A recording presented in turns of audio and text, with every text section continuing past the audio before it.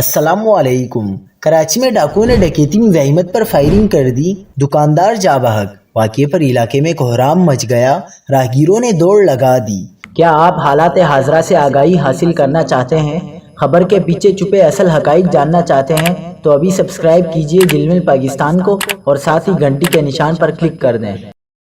آپ کو بتاتے چلیں کہ روشنیوں کے شہر کراچی میں ڈاکوؤں نے ڈکیتی مزاحمت پر فائرنگ کر کے دکاندار کو موت کے گھاٹ اتار دیا۔ ڈکیتی مزاحمت پر قتل کا واقعہ کراچی کے علاقے اورنگی ٹاؤن میں سیکٹر 11:30 صدیق اکبر مسجد کے قریب پیش آیا، جہاں مسلح ڈاکو موبائل کی دکان میں داخل ہوئے اور اسلحے کے زور پر لوٹ مار شروع کر دی۔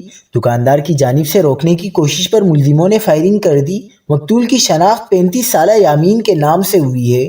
ملزمان نے مقتول کو چہرے پر گولی ماری اور فرار ہو گئے۔